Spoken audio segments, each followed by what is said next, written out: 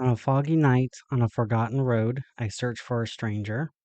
Beneath the gnarled and petrified trees, the moonlight dances among the fog, while I look for a place where this old road crosses from another road. As I walk down the roads, I see eyes in the darkness beyond the edge of the road, practically begging me to step off the road to join the wolves that live beyond the edge, to join their eternal pack in their quest for vengeance. But I continue. It isn't vengeance that I search for. Above me in the branches, and in silence, beady eyes and greedy beaks look down upon me. From their beaks and their talons, they hold the wealth of those who wandered these roads before. Necklaces, bracelets, rings, and even knives, or steel, silver, and gold, gleam from the beaks and talons of the ravens above me. Little greedy grabbers who eye me for weakness to swoop down and steal my own valuables and my own life.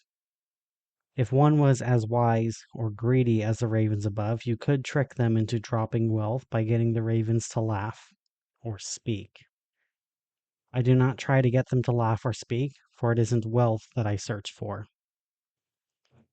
Along the road, sometimes at the edge of the road, you can see beggars with their eyes downcast, their faces hooded, holding out a hand, palms up, fingers slightly curved. Anywhere else, they would resemble normal beggars. But on this road, there are details that show that they aren't normal. If you glance at where their mouths should be, you'll see, even on this cold night, that they have no breath visible. If you glance down at their bare feet beneath the torn edges of their robes, their feet are backwards. These beggars will not move, but they watch your approach. They were all human once, and now they watch those who approach the crossroads. They were unable to leave the crossroads. Maybe they weren't driven enough. Maybe they weren't able to pay the price of the keeper. Or maybe they saw a beggar and they made the mistake of giving a beggar a coin, not realizing that giving the beggar a coin would mean that the beggar could leave and they had to stay. They would have wandered down the never-ending road until they found themselves at the edge, now begging for coins, now begging for freedom. It is important to not let your heart guide you here. If you feel pity for them, or if you empathize for them, then you will want to free them. You may think that they may sympathize for you. You may think that there is a clever way to free them and yourself. Whatever you think will work, it will not. I have heard of priests offering crucifixes, believing it would break the curse, never to be seen again. I've heard of the wealthy who carried many coins, trying to buy freedom for everyone, never to be heard from again. If you pass by the beggars, you will see lights ahead of you.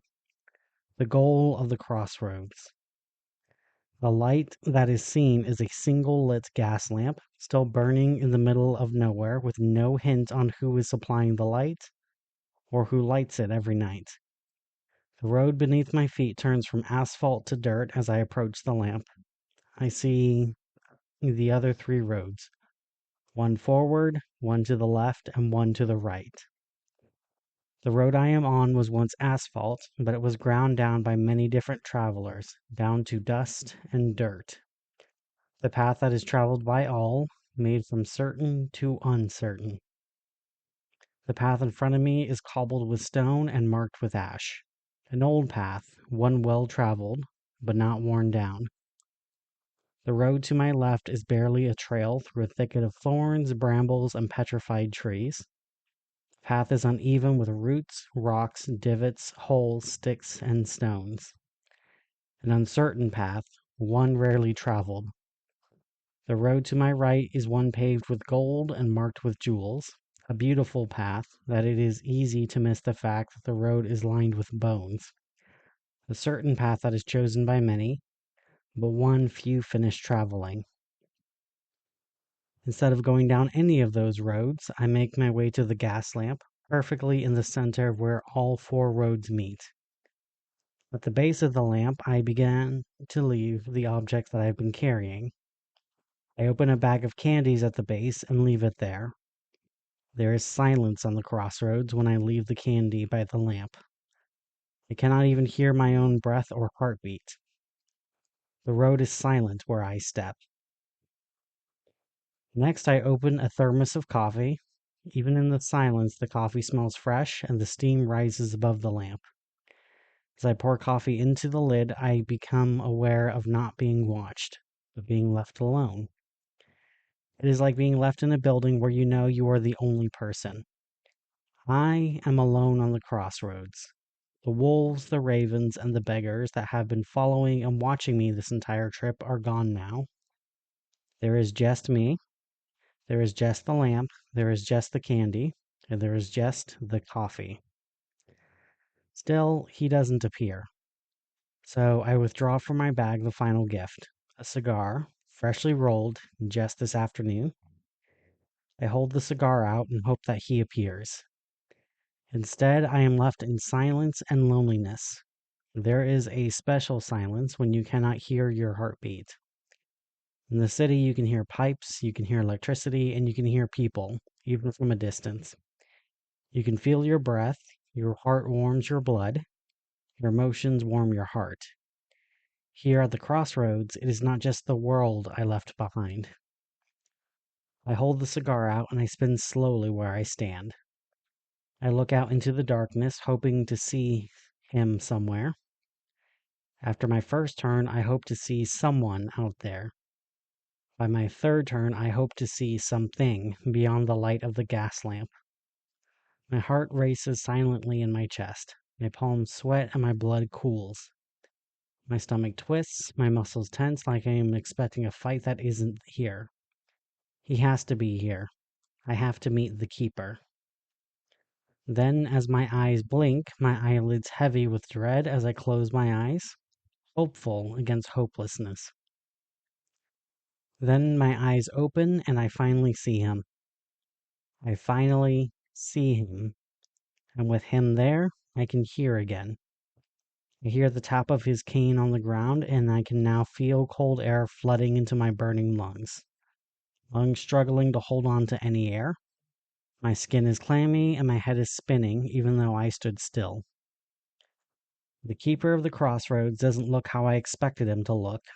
He stands at the edge of where the world began to fray, at where the crossroads met. He is clearly old, older than most things with names. Still, despite his age and his cane, he still moves with greater ease than anyone touched by time. As he stepped into the light, I could see him more clearly. Every step he took, his cane struck the ground, but it didn't sound like wood on stone.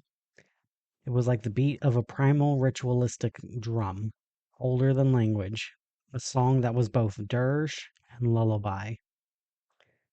The cane, beautifully carved dark wood that shines with an inner light like starlight in a still pond, carved with the head of a dog.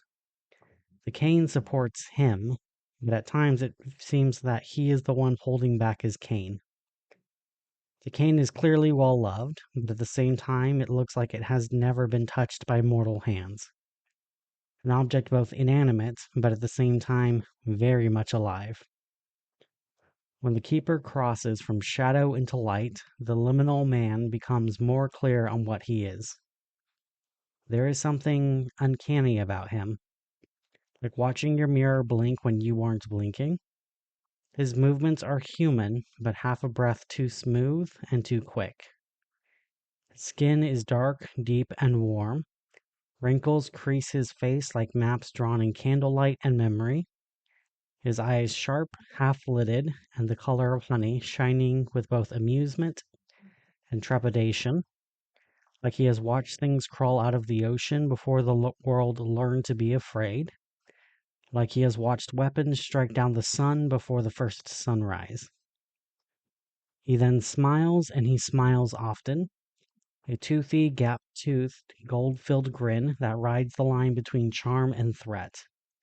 A present happiness tinged with the future sadness. His laughter carries the weight of 100 funerals and 1,000 births. He has seen too much not to laugh, and seen just enough to know when not to.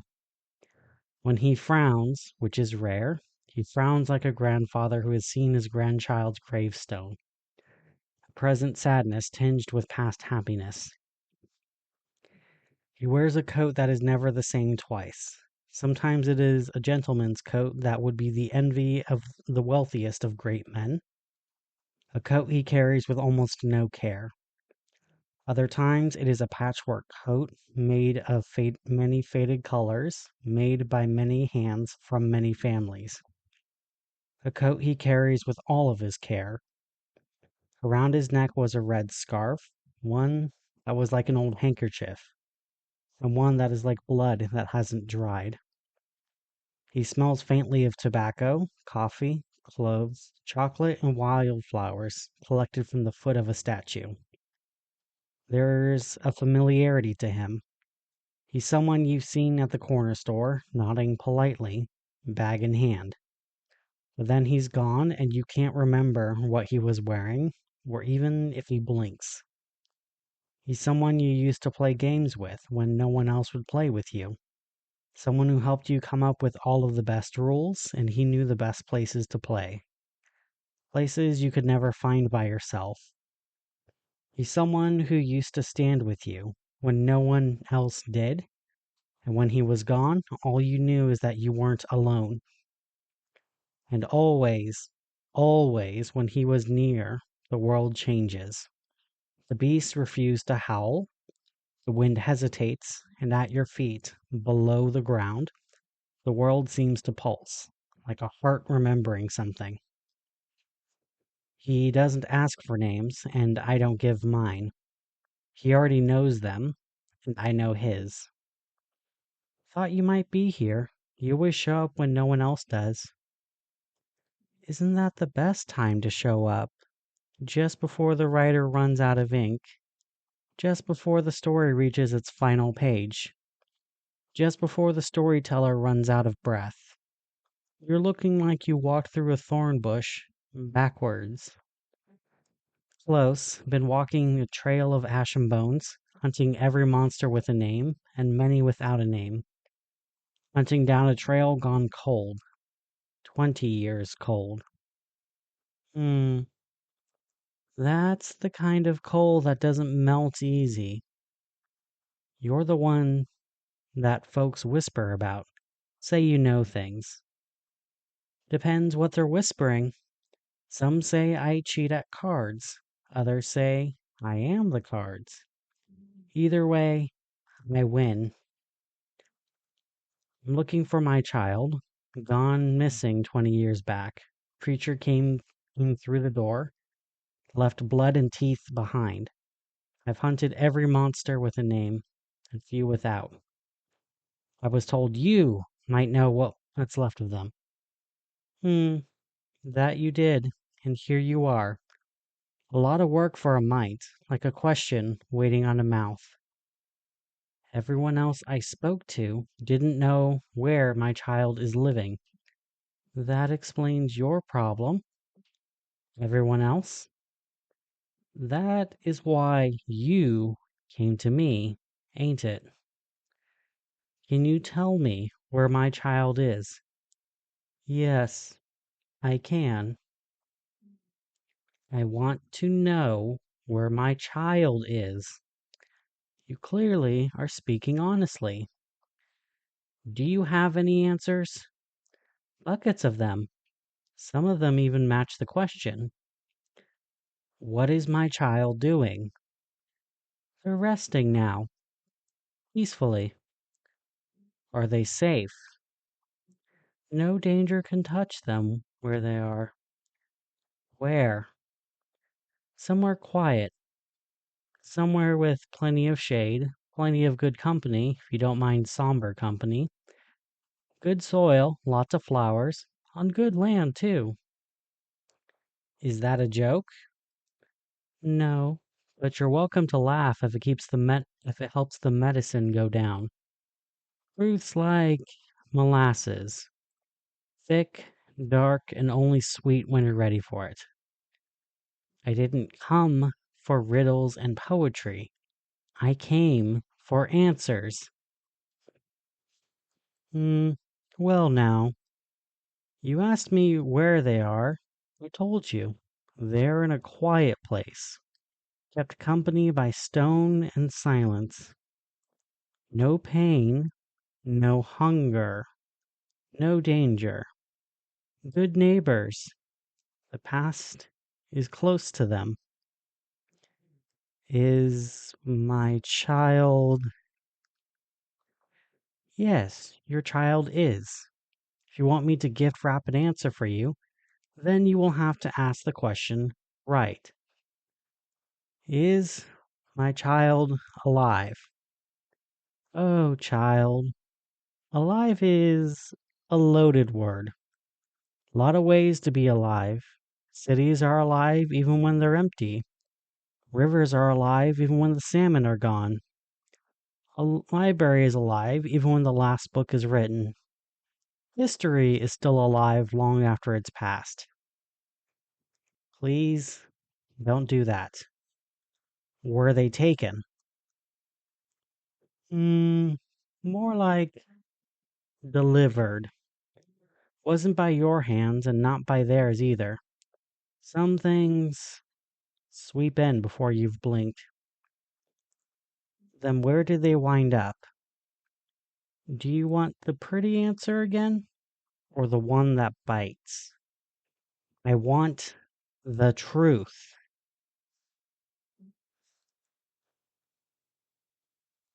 Then ask your question.